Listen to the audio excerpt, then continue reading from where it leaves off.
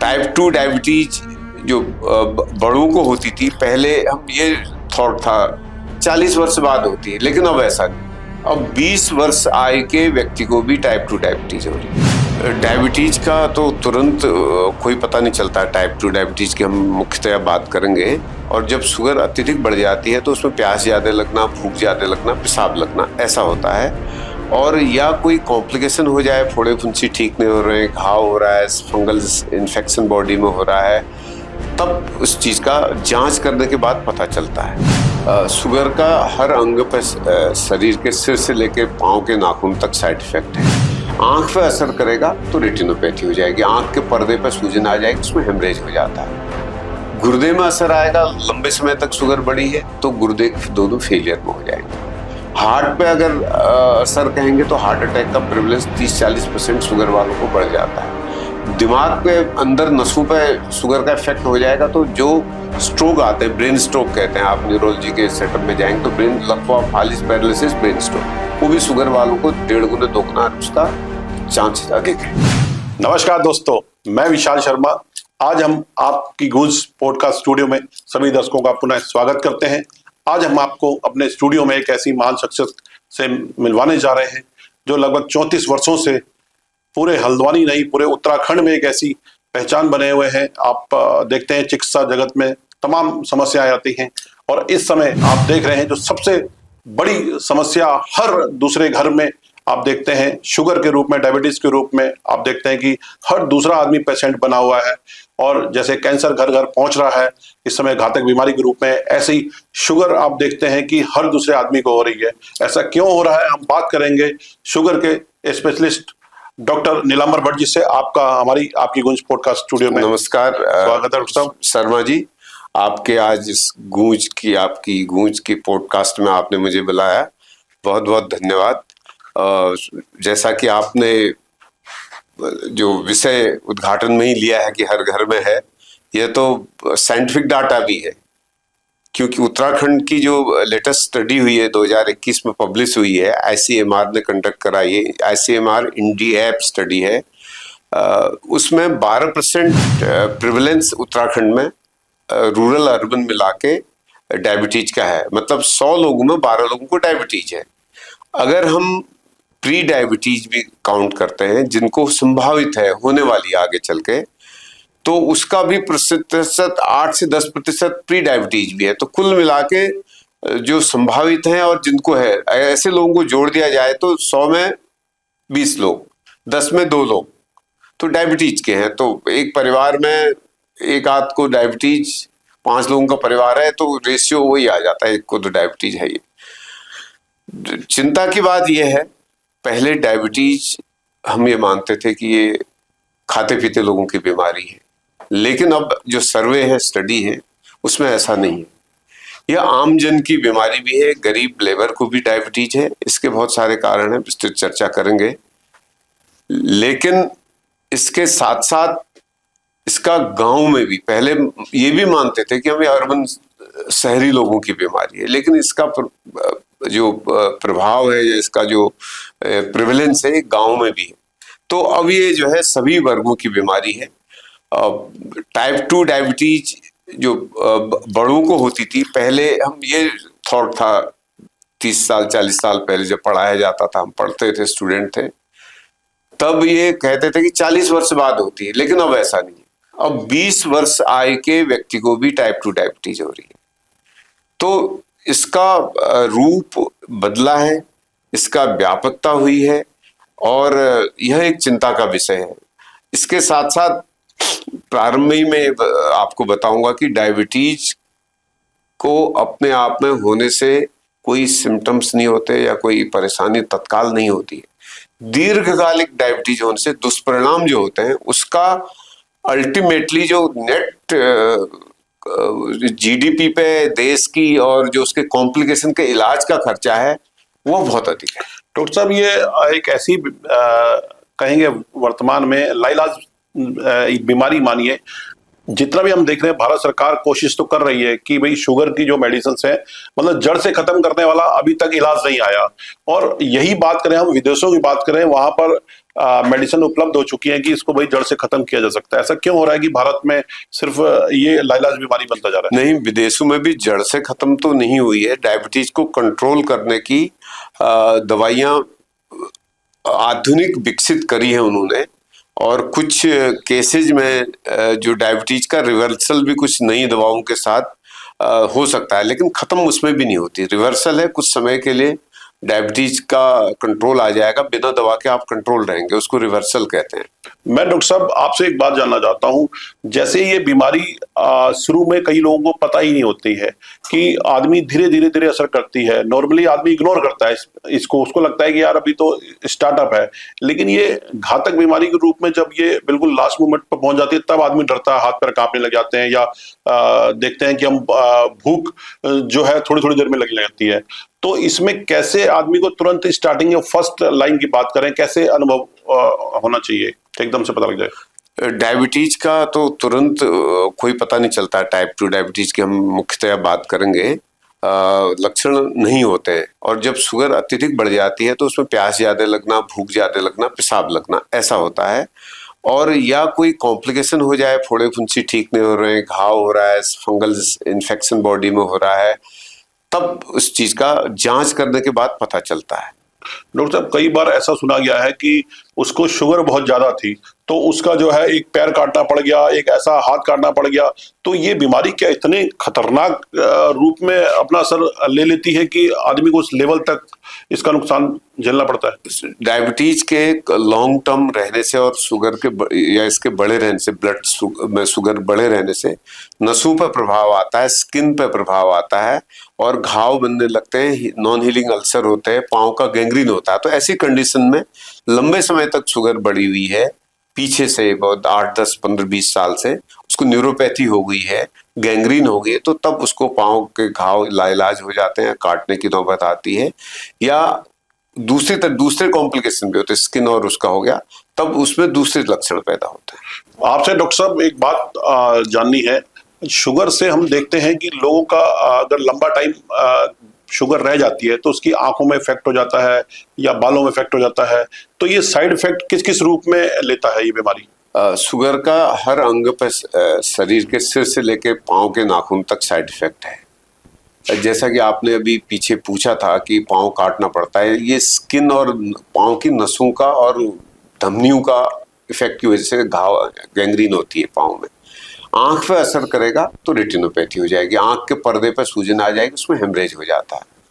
गुर्दे में असर आएगा, लंबे समय तक शुगर बढ़ी है तो गुर्दे दोनों फेलियर में हो जाएंगे।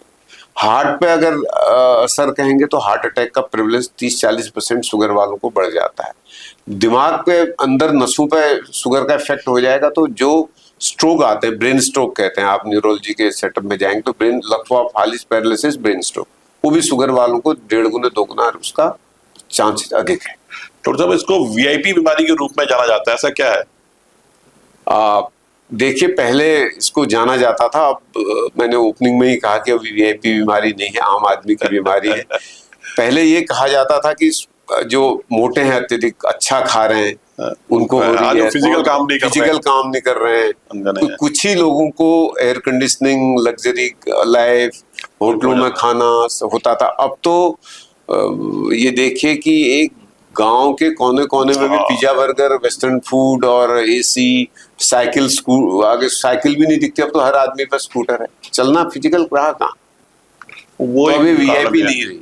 पहले इसी बात के लिए कि हमारा कंट्री का जो एफ्लुएंट क्लास था, जो बिल्कुल फिजिकल इनएक्टिविटी करता था और बहुत अधिक फैट का कंजप्शन करता था, या पॉलीअनसैचुरेटेड फैट या ट्रांस फैट को ज्यादा यूज करता था, उन्हीं को कहते थे। लेकिन अभी सबको। डॉक्टर साहब, ये इतना तेजी से जो बढ़ रहा है, पहले ऐसा नहीं है। जैसे आपने अभी खुद ही बताया कि गांव में भी हर दूसरे घर में ये मिल रही है बीमारी। तो ऐसा क्या है कि इतनी तेजी से जो भारत में इसका विस्तार हो रहा है, तो कोई ना कोई इसका कारण तो निकल के आया होगा जो आपको लगता है? आपकी ओपिनियन क्या है इसमें? जो विस्तार का कारण है हमारी फिजिकल इनएक्टिविटी है। अब शारीरिक काम करने की जो लोगों की आदत है वो कम हो गई है। हम शारीरिक काम नहीं कर रहे हैं, ऑफिस काम कर रहे हैं, लेकिन हम अपने हेल्थ के प्रति 1 घंटा रोज एक्सरसाइज करें, वॉक करें, दौड़ें, ये भी नहीं कर रहे हैं, उसको कंपनसेट नहीं कर रहे हैं। दूसरा, हमारी फूड हैबिट्स ठीक नहीं है, हम अधिक कार्बोहाइड्रेट डाइट लेते हैं, खासतौर से हम भारतीय लोग। हमारे खाने में कार्बोहाइड्रेट और फैट का कंटेंट ज़्यादा होता है और प्रोटीन कम होती है। यह भी एक भोजन का कारण है। और जो ट्रांस फैट हैं और जो शुगर, अत्यधिक शुगर वाले फैट हैं, कोला ड्रिंक्स जो है, कोल्ड ड्रिंक्स वगैरह हैं, ये पिज़्ज़ा, बर्गर और फास्ट फूड है, नूडल्स हैं, ये अत्यधिक कैलोरीज और कार्बोहाइड्रेट और फैट से लोडेड होते हैं। यह हर गांव के कोने तक पहुंच गए हैं। आप डॉक्टर साहब, जैसे हम कॉफी चाय पीते हैं, अक्सर देखा गया है कि एक शुगर फ्री टैबलेट आती है, एक पाउच भी आता है, और कई जगह हमने देखा है, गूगल में भी सर्च करा है, तो उसको सबसे ज्यादा घातक बोला गया है। क्या कई लोगों की लगता है कि यार मैंने तो शुगर फ्री ले ली इसमें डाल करके, एक पाउच या गोली टैबलेट कहिए, तो क्या इफेक्टिव होती है या नुकसान ही करती है वो? शुगर फ्री की जो एक ब्रांड है, शुगर फ्री, इसके 3 वर्जन है इसके। मैं दर्शकों को आपके बताना चाहूँगा। इसमें शुगर फ्री एक नेचुरा है जो स्टीविया से बनती है। स्टीविया एक प्लांट होता है, हर्बल है, हर्बल स्वीटनर है, उसका लगभग नील साइड इफेक्ट है। एक गोल्ड है, एक ग्रीन करके आता है, जो उसमें अलग अलग सुक्रोलोज है, तो उनके थोड़ा बहुत साइड इफेक्ट है लंबे समय तक अधिक मात्रा में लेने से। कभी कभी लेने से उनका कोई ऐसा साइड इफेक्ट नहीं है, कैलोरीज तो उनकी 0 है ही है। तो कोशिश ये करनी चाहिए कि आर्टिफिशियल स्वीटनर भी न्यूनतम लिए जाए, बिल्कुल ना के बराबर लिए। डॉक्टर साहब, ये जब यहाँ पर कंट्रोल नहीं होता है, आदमी की 350-400, कईयों को 450 तक शुगर पहुंच जाती है, उसके बाद जो है इंसुलिन का वो उपयोग करने लग जाता है, उसके बाद भी अगर नहीं रुकता है तो उसको क्या उपचार लेना चाहिए? देखिए, उपचार मरीज की भिन्न भिन्न स्टेज पर डिफरेंट होता है। एक व्यक्ति आता है, उसको पता ही नहीं है शुगर है, उसने पता नहीं है तो उसका परहेज भी नहीं कर रहा होगा, उसको दवाई भी नहीं चल रही होगी, तो उसने इस बीच आज सुबह कुछ खा लिया होगा, तो अगर मीठा खा के आया, पकौड़ी खा के आया, कोल्ड ड्रिंक पी के आया, तो इस वक्त तो उसकी शुगर हाई होगी। तो उस शुगर, एक वक्त की शुगर बढ़ने से कोई ज्यादा पैनिक होना, चिंता होने की बात नहीं है। शुगर का टेस्ट है, वो इमीडिएट आज आपने क्या लिया उसका रिफ्लेक्शन है 4-6 घंटे के पहले खाने का। जो हम एक दूसरा टेस्ट होता है HbA1c, जो पीछे के 90 दिन का औसत शुगर बताता है, वह उसको भी हम इलाज करने के लिए उस पर ज्यादा रिलायबिलिटी करते हैं। आज से जैसे हम सितंबर में बोल रहे हैं, HbA1c आज की तारीख में हम सितंबर में करते हैं, तो जून 15 से लेके अभी तक का औसत शुगर बताएगा HbA1c। तो आज का हम 400 देख रहे हैं और पीछे का भी देख रहे हैं, तो दोनों को कोरिलेट करके हम डिसीजन लेते हैं। और डॉक्टर साहब, आप सरकारी हॉस्पिटल में भी आपने अपनी सेवाएं दी हैं बहुत लंबा टाइम, और आज आप अपने क्लिनिक काफ़ी साल से आप चला रहे हैं, तो जब सरकारी हॉस्पिटल्स में पेशेंट आता है और बड़ा परेशान होकर के वहाँ पहुँचता है, और ख़ास करके पहाड़ का व्यक्ति या मध्यम परिवार का व्यक्ति वहाँ पहुँचता है, अब उसको वहाँ पर जो फैसिलिटी मिलती है या जो इलाज की बात करें, सरकारी आज देख रहे हैं हम कि हर जगह त्राई त्राई मची हुई, हम चाहे सुनीता तिवारी की बात करें या बेस की बात करें, आए दिन वहाँ पेशेंट परेशान रहता है। तो वही मध्यम वर्ग का परिवार जब आपके पास पहुँचता है, तो अगर फाइनेंशियली वीक है, तो वहाँ आपकी तरफ से कोई या फीस के पर्चे में या दवाइयों में या किसी तरीके से कोई राहत सपोर्ट आप करते हैं? दवाइयों का ऐसा है कि अगर पेशेंट निर्धन है तो हम उसको सलाह देते हैं कि वो जेनरिक या जन औषध की दवाई ले सकता है, और बाकी उसका जांच में हम प्रयास करते हैं कि जांच को थोड़ा हम डिस्काउंट कर दें, उसकी शुगर की जांच का, और पर्चे में कोई अत्यंत निर्धन है तो उसमें भी डिस्काउंट करने का हमारा कोई मरीज हमसे, क्योंकि हम आपके बारे में सुना है कि आप हमेशा सामाजिक कार्यों में भी बढ़ चढ़कर हिस्सा लेते हैं, और कई गरीब परिवारों की आपने बहुत बार हेल्प करी है।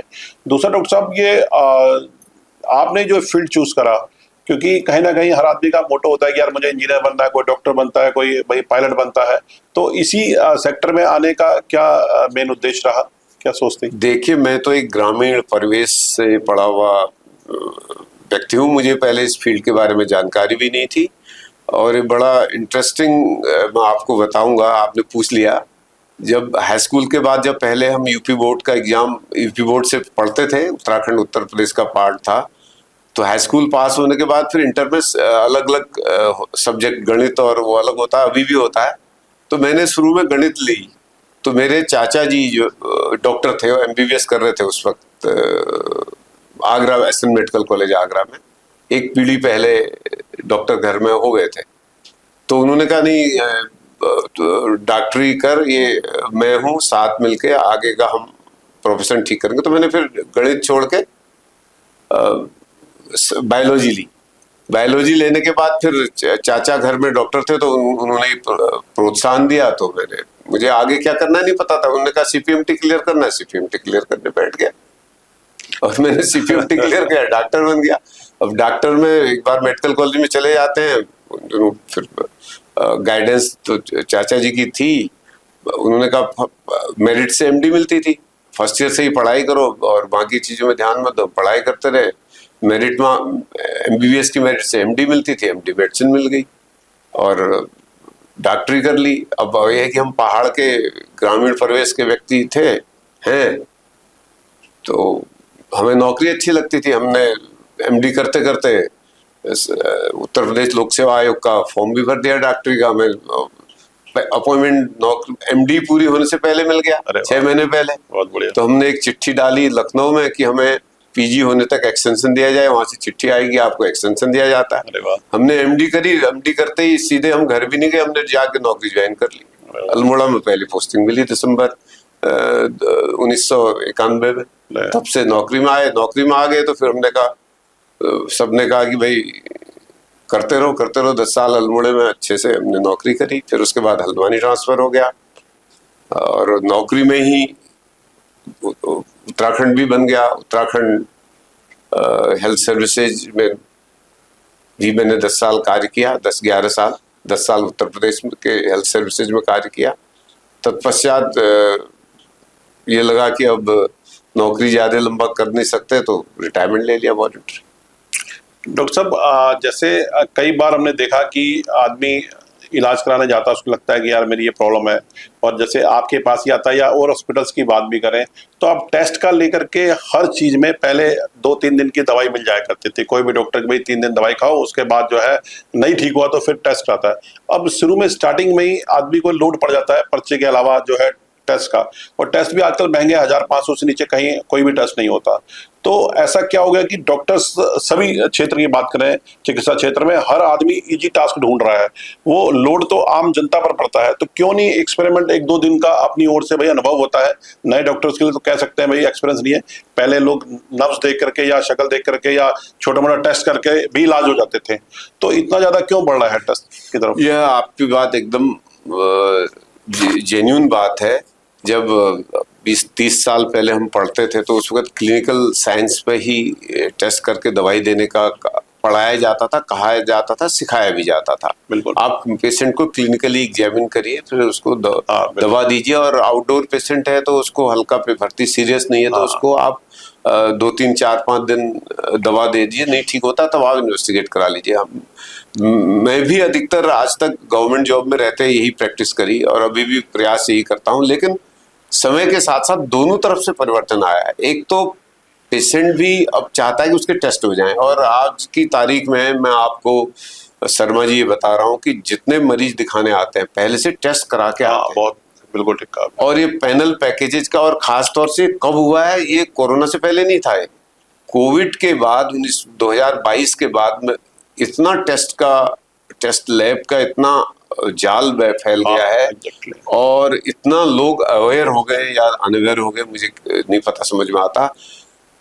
मैं कल का उदाहरण आपको दे रहा हूँ। एक महिला मेरे पास आई, कल की बात है, उसने 3,500 रुपए के एक पैथ लैब से टेस्ट करा के आए थे, उसके हाथों में दर्द था, और जैसे जनरल चेकअप 3,500 का है, उसमें आर्थराइटिस का टेस्ट नहीं होता है। तो मैंने कहा बहन जी ये तो सारा ठीक है। बोले हाँ ये ठीक है, मेरे दर्द क्यों नहीं ठीक हो टेस्ट खुद करा के आई, डॉक्टर खुद बन गए, अपनी डॉक्टर खुद बन गए। तो मैंने सिंपल एक टेस्ट उनको लिखा, रूमेटॉइड फैक्टर आप करा लीजिए, जो आर्थराइटिस का होता है। यंग महिला थी, बिल्कुल क्लासिकल सिम्टम्स थे, डिफॉर्मिटी नहीं थी अभी उनको, अभी 1 साल से हो रहा था। तो उनका स्ट्रॉन्ग पॉजिटिव आया रूमेटॉइड आर्थराइटिस। एक टेस्ट कराया मात्र, पता। और वो 3,500 के वो टेस्ट 200-300-400 रुपए का टेस्ट था। वो ये कई बार आदमी खुद से डॉक्टर पेशेंट बनने का प्रयास अब करता है। दोनों तरफ से हो गया, पेशेंट भी चाहता है कि उसके टेस्ट हो जाए, डॉक्टर पर जाने से पहले टेस्ट करा लो। लेकिन डॉक्टर साहब ये बहुत बार ऐसा इसको लेकर बात करी जाती है कि ये भी एक बहुत बड़ा स्कैम हो रहा है, क्योंकि इतनी ज्यादा संख्या में हर गली में पैथोलॉजी लैब खुलना कहने का इशारा करता है कि आने वाले टाइम में अगर हम बात करें भाई, आज की डेट में चिकित्सा और शिक्षा दो ही ऐसे सब्जेक्ट हैं जिसको लेकर के कहेंगे सबसे ज्यादा महंगे हैं। भाई मध्यम परिवार जैसे तैसे अपने बच्चों को पढ़ाता है, और उसके बाद ये जो सेकंड, क्योंकि वो तो पढ़ाना तो कंपलसरी है भाई, चाहे गरीब हो या लेबर क्लास हो या बड़ा रिच हो, अपनी ओर से अपने बजट के हिसाब से पढ़ाने की कोशिश करता है। लेकिन ये कहीं ना कहीं ऊपर से कहें या जैसा भी कहें भाई, बीमारी तो अचानक मिलती है, क्योंकि किसी को जान के तो मिलती नहीं है, वो तो चलो जान के पढ़ाई करनी है। तो इसके लिए मेंटली प्रिपेयर बहुत लोग नहीं रहते हैं भाई, बजट नहीं होता। तो ये कुछ ऐसे भी आप बता सकते हैं कि उन मध्यम परिवारों के लिए कि भाई हम जरूरी नहीं है कि हर चीज दवाई से ही ठीक हो। पहले भी लोग भाई हकीम वैद्य होते थे दुनिया भर के, एक कहीं ना कहीं ऑप्शन देते थे कि यार ऐसा नहीं, ऐसा करके 3 दिन 4 दिन देख लीजिए। तो क्या कुछ राय आपकी इस? नहीं, ये तो आप देखिए, जो अभी भी ग्रामीण जनता है और घरों में भी लोग हैं, पहले 2-3 दिन अपना देसी या ट्रेडिशनल इलाज करते ही हैं। जब ठीक नहीं होता डॉक्टर के पास तो तभी पहुंचते हैं, और खासतौर हम लोगों के पास तो 3-4 बार दिखा दिया होगा या लंबे समय से बीमार होगा तभी आते हैं। पहाड़ का मरीज तो तुरंत नहीं आता, वो तो 10-15 दिन से बुखार नहीं उतर रहा तब आएगा। पहले गांव में इलाज कराएगा, बंगाली डॉक्टर उसे एक बड़ा ट्रेडिशनल इलाज करा देगा, वो सब करते हैं। वो चीप वर्जन देखते हैं पहले, ठीक भी है, अगर अधिकतर लोग ठीक भी हो जाते हैं, बिल्कुल। जो नहीं होते हैं वही हमारे पास पहुंचते हैं। और जो सरकारी सुविधाएं हैं, तो उत्तराखंड बनने के बाद तो मैंने उत्तर प्रदेश की समय का भी देखा, इस वक्त भी मैं देख रहा हूँ, 2011 तक मैं सरकारी सेवाओं में भी रहा हूँ। काफी अच्छा पहले के मुकाबले एक्सपेंशन हुआ है। जांचें हर जगह, सरकार ने भी अब सुनिश्चित किया है कि सब जगह जांचें हो जाएं, और दवाइयों की उपलब्धता भी पहले से बढ़ी है, और डॉक्टर्स की अवेलेबिलिटी पहले से ज्यादा है सरकारी सेवाओं में। तो अब गांव दूरस्थ तक भी सरकार का प्रयास, मैं कंपैरेटिव कर रहा हूँ, और बहुत करने की जरूरत है, क्योंकि खाली एक स्टेट की सरकार या भारत सरकार पूरा जैसा हम सोचते हैं वेस्टर्न जो हेल्थ केयर है ऐसा करेंगे, ऐसा संभव नहीं है। क्योंकि हम वहाँ अपने जीडीपी का 8 से 10% हेल्थ केयर पर अमेरिका खर्च करता है, और वहाँ प्रति व्यक्ति जो भी वहाँ सेवा में नौकरी कर रहा है, उसकी कंपनी उसका इंश्योरेंस कराती है, या कोई अपना बिजनेस कर रहा है तो जो हमारे मित्र भी हैं वो बताते हैं, उसकी पर मंथ की इनकम का लगभग 15 से 20% जो मेजर खर्चा है घर का है, और हेल्थ के इंश्योरेंस का खर्चा है। बिल्कुल, इंश्योरेंस पे इतना खर्चा, और इंश्योरेंस ही उसका फिर ट्रीटमेंट करता है, और हाई एंड ट्रीटमेंट होता है। इंश्योरेंस प्रीमियम बहुत अधिक है। डॉक्टर साहब, आपने एक बात बोली, विदेशों की बात करी, बहुत हल्द्वानी में बहुतों को मालूम नहीं है कि आप जो है डायबिटीज के जो है काउंसलिंग करने के लिए, एक बड़े सेमिनार अटेंड करने के लिए या राय देने के लिए विदेशों तक आप जो है क्लास लेते हैं। डॉक्टर साहब, ये जो आपको कई आपने देशों का जो है भ्रमण कराया, वहाँ बुलवाया गया आपको स्पेशल। यहाँ के लोग तो नॉर्मली जनरली बहुतों को पता नहीं है, मुझे भी कुछ टाइम पहले पता लगा। तो किन किन कंट्री में डॉक्टर साहब जाना हुआ? मेरा वैसे अपने सेमिनार अटेंड करने के लिए वैसे जाते हैं, बहुत अधिक जाना नहीं होता। नेशनल लिस्ट, राष्ट्रीय स्तर पर मैं जाता रहता हूँ। पिछले वर्ष दिल्ली में सेमिनार हुआ था, उस पर मेरे को टॉपिक दिया था डायबिटिक फुट गैंग्रीन पर डिस्कशन का, जो आपने शुरू में ही बताया था। और स्टेट लेवल के मैंने डायबिटीज के 2, उत्तर प्रदेश उत्तराखंड का 2015 में एक ऑर्गेनाइज किया था, ऑर्गेनाइजिंग सेक्रेटरी रहा हूँ। डायबिटीज का एसोसिएशन है, और स्टेट की रिसर्च सोसाइटी फॉर डायबिटीज करके एक ऑर्गेनाइजेशन है, साइंटिफिक बॉडी है, उसका स्टेट चैप्टर का मैं अभी पिछले साल तक मैं प्रेसिडेंट था। उसका मैंने सेमिनार भीमताल में डायबिटीज का 2 दिन का पूरे देश के और उत्तराखंड के सभी प्रमुख जो डायबिटोलॉजिस्ट हैं उनको बुला के सेमिनार भी करवाया था। और मैं हैदराबाद भी गया था अभी नवंबर के महीने में। मुझे कोचीन में राष्ट्रीय सेमिनार है, वहां से भी बुलावा आया है, तो जाऊंगा। इंटरनेशनल कभी जाते हैं तो अपने एक्सपेंस पे जाते हैं। अभी रजिस्ट्रेशन करा के, अभी पीछे में IDF इंटरनेशनल डायबिटीज फेडरेशन का 3-3 साल में एक बार अधिवेशन होता था, बैंकॉक में हुआ था, उसमें मैं पीछे भाग लेने का मौका मिला था। उसमें कंट्री स्पेसिफिक तो नहीं होता, इंटरनेशनल प्रोटोकॉल और पूरे विश्व में क्या स्थिति है उस पर चर्चाएं ज्यादा होती हैं, और डायबिटीज के जो आधुनिकतम फील्ड है उन पर चर्चा ज्यादा होती है। तो डायबिटीज में सब यही है। डायबिटीज पे मुझे सेवा में रहते हुए 6 महीने के लिए एम्स डायबिटीज एंडोक्रिनोलॉजी डिपार्टमेंट में फेलोशिप करने का भी अवसर प्रदान किया गया था। तो उससे भी मेरे को 6 महीने वहाँ लगातार डायबिटीज डिपार्टमेंट में रहने का अवसर मिला, तो उससे काफी इस फील्ड की जानकारी अच्छे से मिली। डॉक्टर साहब, आजकल के डेट में देखें, हम सिर्फ यूथ ही नहीं, पहले लोग यूथ को ब्लेम करते थे, अब जो मिड एज के लोग हैं वो भी फास्ट फूड की तरफ भाग रहे हैं। और क्योंकि एक तरफ से भाग दौड़ जिंदगी हो गई है, दूसरी तरफ से फिजिकल वर्क कम हो गए, तीसरी तरफ जो है ये फूड को लेकर के जो अवेयरनेस नहीं है, लोग बहुत ज़्यादा चाउमीन, मोमो, पराठा, बर्गर वगैरह, ये वो पता नहीं कितने फास्ट फूड दिन में लेते हैं। तो ये हमारे शरीर पे कितना इफेक्ट कर रहा है? शुगर को लेकर के बात करें, कितना ज़्यादा इफेक्ट करता है? फास्ट फूड हमारे शरीर में फैट को बढ़ावा देता है। फैट एक तो ओवरऑल आपका बॉडी वेट बढ़ जाए, फैट हुआ। दूसरा, आपका बॉडी वेट अधिक नहीं बढ़ा है लेकिन लीवर, पेट बढ़ा है। पेट बढ़ा है तो लीवर में भी फैट होगा। इसको कहते हैं एब्डोमिनल ओबेसिटी। और दुनिया में जो वेस्टर्न आप लोगों का फिजिक देखेंगे, वो लंबे चौड़े होते हैं, हाथ भी, शोल्डर भी हैवी होते हैं। लेकिन इंडिया में जो हम लंबे चौड़े नहीं है, दुबले हैं, लगते फैट नहीं, लेकिन तौत सबकी बाहर निकली रहती है। तो इसका एब्डोमिनल ओबेसिटी, सिर्फ पेट बढ़ना भी एक डायबिटीज का कारक है।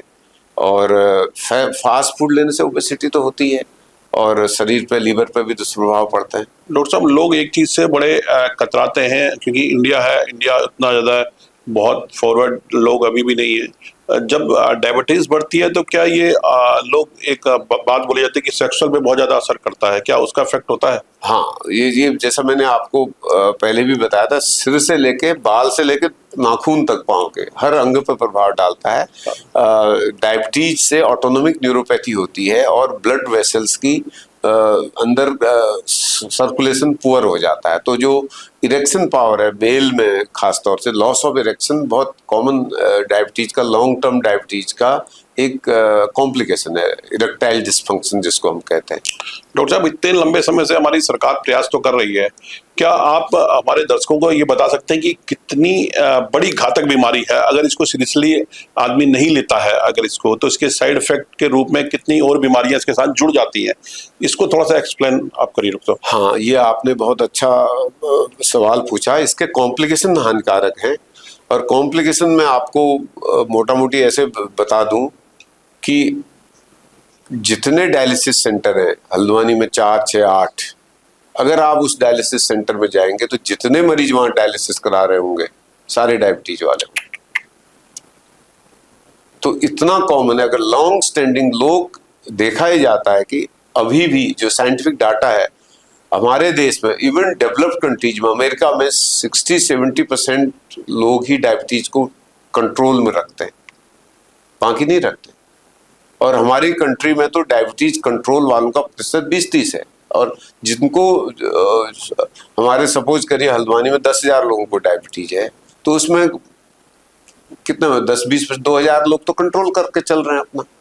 8,000 को उस वक्त तो कोई परेशानी नहीं रही हो, चलो गोली खा ही रहे हैं, गोली खा रहे हैं, शुगर फिर भी बढ़ी हुई, शुगर बढ़ी है, गोली भी खा रहे हैं, लेकिन शुगर का नुकसान भी हो रहा है। धीरे धीरे जब शुगर बढ़ी रहती है लगातार, तो यह किडनी को डैमेज करती है, आंखों को डैमेज करती है। तो फिर उसको, किडनी एक स्टेज के बाद डैमेज होने लगती है, तो रिवर्सल नहीं होता, वो डैमेज धीरे धीरे धीरे, शुगर ठीक हो जाए तब भी किडनी डैमेज तो हो गया, सेटअप हो गया ना। ऐसी हाथ पांव का बीमारी, हार्ट का, ब्रेन का, आईज का। आई वालों के यहाँ अगर आप देखेंगे, आई की क्लिनिक में, जितने रेटिना क्लिनिक में जाएंगे तो सारे डायबिटीज के पेशेंट, सब इंजेक्शन लगवा रहे हैं। उसको बाद उसकी विजन भी नहीं लौटती। उसका प्रोग्रेशन हम जहां पर आगे बीमारी वहां पर रोक सकते हैं, लेकिन उससे आगे हम उसको इम्प्रूव नहीं कर सकते, उसका विजन पहले जैसा नहीं आएगा। मेरा डॉक्टर साहब ये पूछने का इसलिए रीजन था, क्योंकि हम देखते हैं समाज में जिस तरीके से ये डायबिटीज बढ़ रही है, ये लाइलाज बीमारी के रूप में आज की डेट में डायबिटीज को बोला जा रहा है। जैसे पुरानी हम देखते थे एड्स का इलाज नहीं होता था, या आज की डेट में कैंसर घर घर प्रभाव कर रहा है, ऐसी डायबिटीज बढ़ रही है। डायबिटीज एक पहली ऐसी लाइलाज बीमारी है जो तो सबसे कॉमन रूप में, बीमारी के रूप में इस समय फैलती जा रही है, और ये लोगों को डरना चाहिए। ये इसलिए डरना चाहिए क्योंकि इसके बाद जो साइड इफेक्ट हो रहे हैं, शुगर की दवाई खाना तो आसान है कि आपने एक पत्ता लिया, सुबह शाम टैबलेट ले ली, लेकिन इसके अलावा जो डॉक्टर साहब ने जैसे हमें बताया, मैंने इसीलिए डॉक्टर साहब से क्वेश्चन करा, ताकि क्योंकि आप इसके भाई समझ लीजिए कि स्पेशलिस्ट हैं पूरे कुमाऊं में, और आप जो बता रहे हैं वो सीरियसली लेवल पे, और इसका हमें, हम सब दर्शकों को खास करके जो डायबिटीज स्टार्टिंग में है उनको कंट्रोल करना चाहिए डॉक्टर साहब। और जैसे लोगों को, बहुत कम लोगों को मालूम है कि यार अलग अलग ओपिनियन है। कुछ लोग घर के डॉक्टर बन जाते हैं, कुछ हो सकता है कि भाई जो स्टार्टिंग लेवल में जो डॉक्टरी करके आते हैं वो सही गाइड नहीं करते। कुछ लोग 110 को बोलते हैं कि यार ठीक है शुगर, कुछ 140 तक बोलते हैं ठीक है। तो ये क्या एक्चुअल जो मीटर है इसका, वो ज्यादा और कम का क्या है? देखिए, इसको बिल्कुल मैं क्लियर कर देता हूँ। इसका अपना इंडिविजुअल नहीं है, ये तो WHO की गाइडलाइंस है, अमेरिकन डायबिटीज एसोसिएशन की गाइडलाइंस है कि लिखा हुआ नॉर्मल शुगर एक स्वस्थ व्यक्ति में जिसको कोई बीमारी नहीं है उसके लिए फास्टिंग खाली पेट की शुगर 100 से नीचे रहनी चाहिए। ठीक। 100 से 125 बॉर्डर लाइन कहते हैं या प्री डायबिटीज कहते हैं खाली पेट। खाने के बाद का स्टैंडर्ड नहीं है, जो टेक्स्ट बुक जो गाइडलाइंस है उसमें कहते हैं जिसका खाने के बाद का टेस्ट करना है उसका 75 ग्राम ग्लूकोज पिला के, एक स्टैंडर्ड लोड है। खाली पेट शुगर का टेस्ट लिया, उसके बाद उसको आपने 75 ग्राम ग्लूकोज सैंपल लेने के बाद पिला लिया। ठीक उसके घड़ी देख के, पीने पर टाइम स्टार्ट करके घड़ी देख के 2 घंटे पर उसका जो ब्लड लेंगे वो पोस्ट प्रेंडियल होगा। वो 140 से नीचे आ रहा है तो नॉर्मल है। 140 से 199 तक प्री डायबिटीज है, बॉर्डर लाइन है।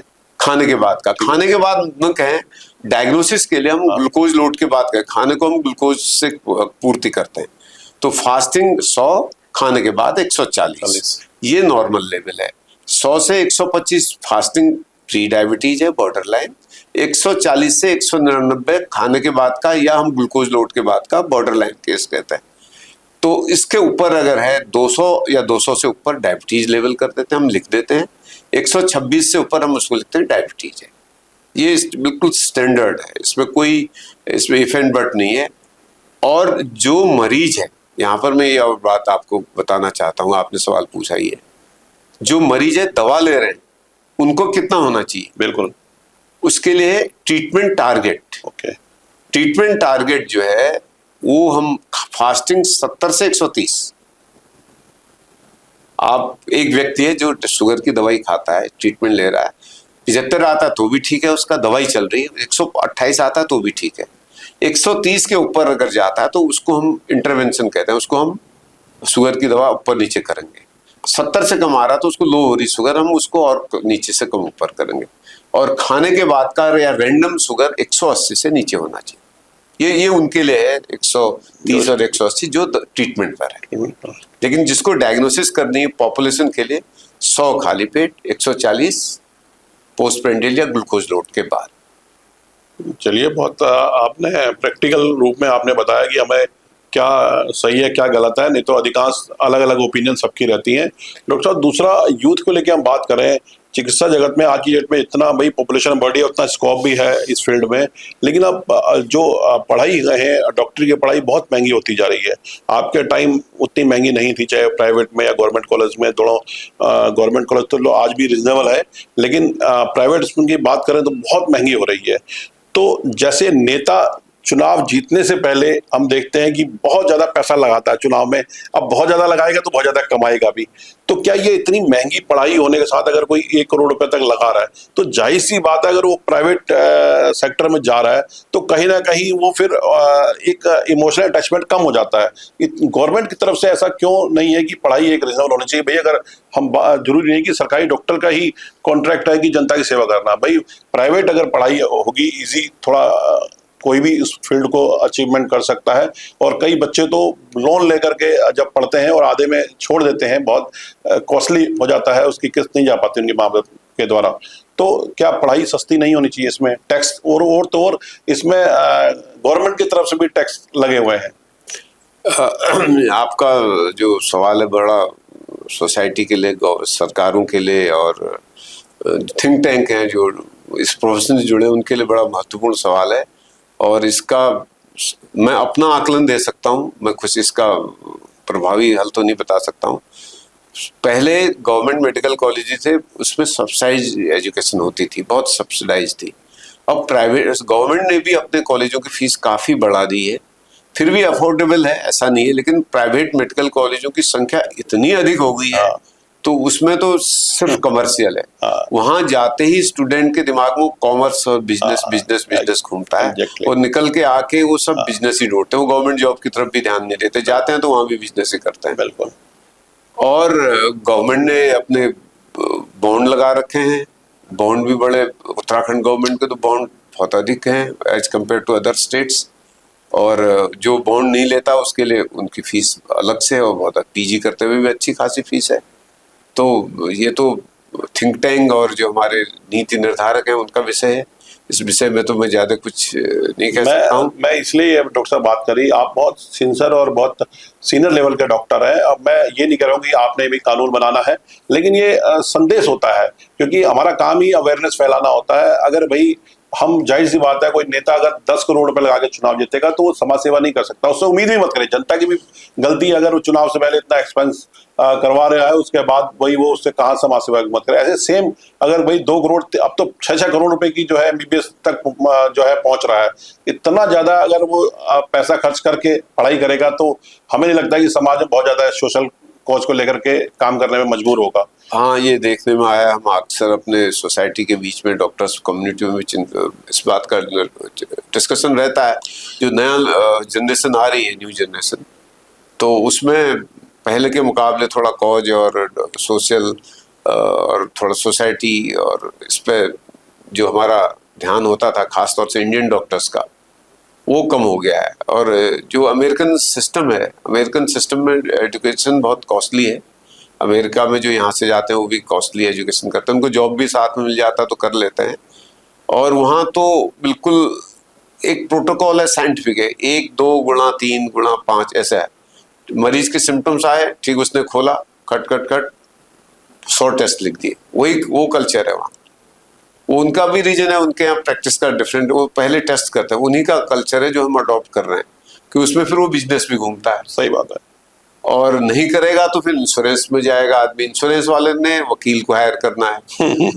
अगर किसी को कुछ हो गया तो 30 साल तक वहां स्यू भी कर सकता है। मैं आपको जानकारी दूं, अमेरिका में अच्छा, अगर किसी का केस में कोई प्रॉब्लम आई है तो वो ऐड चलता है वहाँ टीवी में नीचे कि आपका कोई मेडिकल नेग्लिजेंस है तो आप मुझसे संपर्क करें। वो स्यू करने के लिए कोर्ट भी तैयार रहता है। इसीलिए वो एक मकड़ जाल हो गया। वो इंश्योरेंस वालों को पे करता है, इंश्योरेंस वकील को पे करता है, उनके वकील होते हैं, उसको डिफेंड करते हैं, वो चलता रहता है।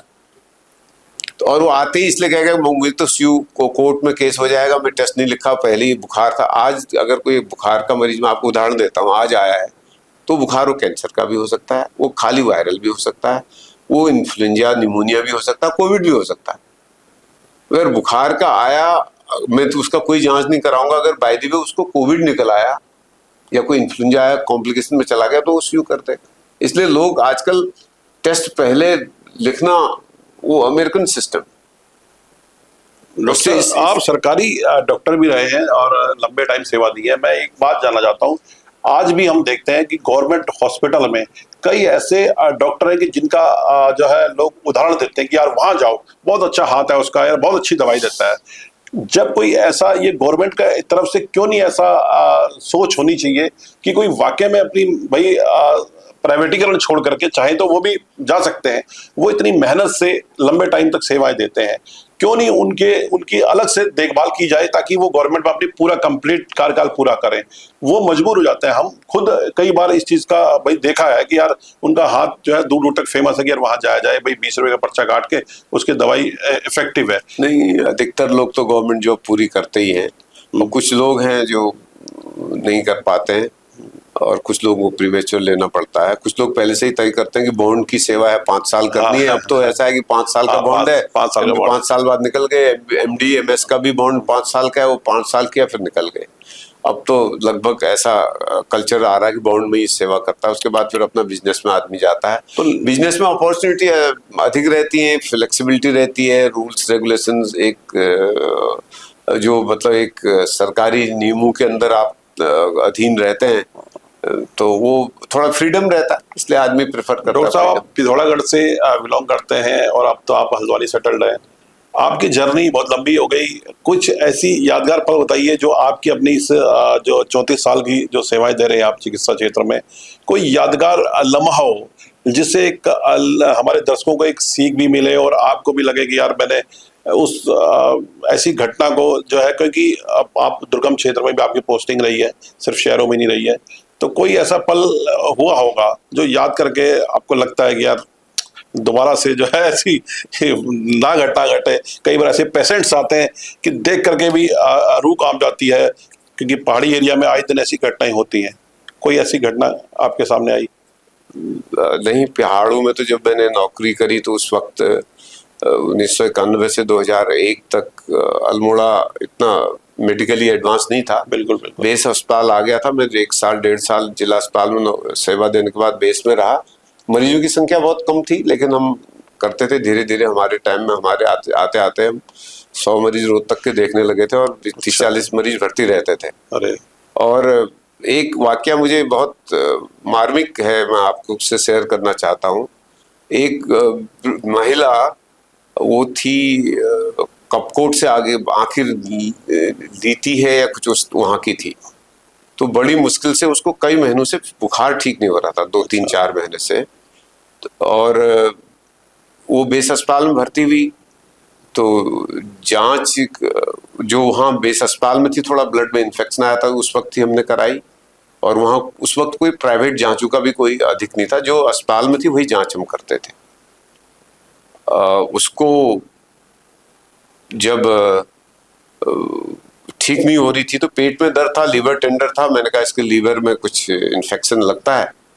तो उन दिनों हफ्ते में एक दिन ये हल्द्वानी से एक अल्ट्रासाउंड करने अल्मोड़े में प्राइवेट में डॉक्टर आते थे, थोड़ा न्यूनतम फीस पे अल्ट्रासाउंड कर देते थे। तो उन्होंने अल्ट्रासाउंड किया तो उन्होंने कहा कि इसको लीवर एब्सेस है, लीवर में पस है। अच्छा। तो लीवर में एब्सेस अल्ट्रासाउंड मशीन वाला ही निकालता है। फिर वो आ गया।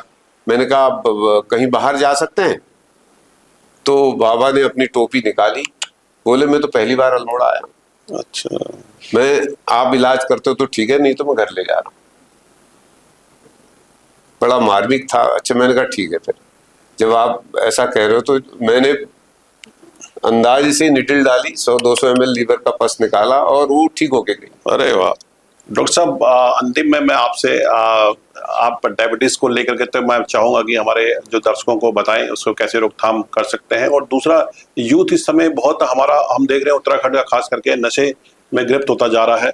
और दर्शकों को और भी आप अपने माध्यम से, अपने अनुभव से कुछ अगर संदेश के रूप में इस आपकी गूंज पॉडकास्ट चैनल के माध्यम से मैं चाहूंगा कि आप दीजिए, ताकि एक नॉलेज मिले, अवेयरनेस मिले। जी शर्मा जी, आपके इस पॉडकास्ट के आखिर में टेक होम मैसेज में पहले मरीजों के लिए देना चाहूँगा। जो मरीज हैं वो अपने इलाज के प्रति सजग रहें। और इलाज के 3 बिंदु हैं। एक है डाइट कंट्रोल, दूसरा है रेगुलर फिजिकल एक्टिविटी, तीसरा है मेडिसिन। तो उसको तीनों चीज़ों को कंबाइन करके एक साथ रोज करना है, जीवन भर करना है। और इफेक्ट उसका आ रहा है नहीं आ रहा है, उसको देखने के लिए हर महीने 2 महीने में उसकी जांच करनी है। शुगर का जो पहले लेवल हमने बताए ठीक रहती है तो उसको कम न करें। ठीक नहीं हो गई, वो दवाई से, डाइट कंट्रोल से, एक्सरसाइज से ठीक चल रही है, वही चीज करते रहें, छोड़े नहीं उसको। वो लगातार करें, जीवन पर्यंत करें। साल में 1-8 बार शुगर ठीक रहती है तो डॉक्टर को विजिट कर लें। हर महीने हर दिन जाने की जरूरत नहीं, अगर आपकी कंट्रोल में है। अगर आप ये सब कर रहे हैं फिर भी बिगड़ी हुई है, तब आप डॉक्टर को विजिट करें, उसके परामर्श के अनुसार अपना इलाज करवा सकते हैं। ये तो मरीजों के लिए हो गया। दूसरा, जो मरीज संभावित हैं, प्रिवेंशन कैसे हो हमारी सोसाइटी में, जिनके माता पिता को डायबिटीज है, सीडेंट्री वर्कर हैं, तनाव में रहते हैं, पेट बाहर निकला हुआ है, मोटापा है, ये संभावित एज ग्रुप है जिनको आगे चल के डायबिटीज हो सकती है। तो ऐसे लोग पहले से ही अपना खान पान पर नियंत्रण रखें, अपनी फिजिकल एक्टिविटी, खेलना और वॉक करना ये जारी रखें। यंग लाइफ में तो अच्छे एरोबिक एक्सरसाइज गेम्स खेलने चाहिए, और तनाव न करें, मानसिक तनाव न करें, और नशे की प्रवृत्ति न हो। दूसरा सवाल जो आपने कहा था कि हमारे यूथ और ग्रामीण या हमारे शहरों में आज के समय में युवा क्या करें। युवा आबादी हमारे देश में बहुत अधिक है, प्रधानमंत्री जी भी बार बार कहते रहते हैं, और अभी पीछे 3-4 बार कह चुके हैं कि हम अपने घर में सबके लिए 20% या 10% फैट का उपयोग कम करें। ये सबको करना है। फैट का उपयोग कम करने का मतलब आप जंक फूड से दूर रहिए, डायरेक्ट नहीं कह रहे प्रधानमंत्री जी, घर में तेल कम लाना ये कह रहे हैं, लेकिन हमको वो तेल से बनी हुई बाहर जाके भी नहीं खानी है। बिल्कुल, तो वो चीजें, जंक फूड अवॉइड करिए। आप स्क्रीन टाइम मत बढ़ने दीजिए अपना। टीवी पर, या टीवी तो बहुत कम हो गया, मोबाइल पे जो आपका आंखों पर स्ट्रेन है, डिजिटल टाइम है बहुत अधिक, अननेसेसरी उसमें आप कंटेंट देखते हैं, जो जरूरी है उसके अलावा अननेसेसरी अधिक देखते हैं, वो न देखें। नशे की प्रवृत्ति बिल्कुल नहीं होनी चाहिए। नशा जो है आज के यूथ को भटकाने का रास्ता है। आप उसमें 2 तरह से भागीदार हो सकते हैं। एक तो आपके घर परिवार में आसपास कोई है तो उसको आप काउंसलिंग करवाइए, उसको ले जाइए, उसका उपचार कराने का, उपचार तो क्या है, उसका काउंसलिंग ही है, और वो करवाइए, और उससे खुद भी रहिए, औरों को भी बचाने का हम सबका प्रयास ये रहना चाहिए। हम किसी को नशे में अगल बगल स्कूल कॉलेज फेलो नहीं करने देंगे, ये बहुत ध्यान है। और खाना पीने का तो जो लाइफस्टाइल है वो सबके लिए, और रेगुलर फिजिकल एक्टिविटी रहे, हम स्वस्थ रहें, खूब पढ़ाई करें मन लगा के, जो हमें काम मिल रहा है, हम अपने दिन का जो जिस स्टेज की लाइफ में जो काम है उसको आपको मन लगा के करना चाहिए। डॉक्टर साहब, आज आपने बहुत सारे पहलुओं पे बात करी, और मुझे लगता है कि स्वास्थ्य से बड़ा कोई धन नहीं होता, और इसी उद्देश्य से हमने आज आपको अपने पॉडकास्ट स्टूडियो में बुलाया। मुझे लगता है दर्शकों को अगर इस बात को लेकर के अगर आप सीरियस होते हैं, क्योंकि स्वस्थ शरीर में ही स्वस्थ जो है दिमाग बसता है, और आज की डेट में इस भाग दौड़ जिंदगी में थोड़ा सा अपना समय निकाल करके, जितने भी डॉक्टर साहब ने जो ये बताए हैं, और खास करके डायबिटीज को लेकर के आज हम स्पेशल पॉडकास्ट इसीलिए करा था क्योंकि ये हर दूसरे आदमी को ये बीमारी जो है अपने गिरफ्त में ले रही है। तो आप अपनी ओर से जो भी रोकथाम कर सकते हैं, डॉक्टर साहब के द्वारा बताए गए जितने भी उपाय हैं उनको अपनाइए। और मैं ऐसे ही हम अपने चैनल के माध्यम से महान हस्तियों को, जो समाज में अलग अलग क्षेत्र से जो समाज की अवेयरनेस फैलाने के काम करती हैं, उनको फिर बुलाएंगे। तब तक के लिए बहुत बहुत धन्यवाद। जय हिंद, जय भारत।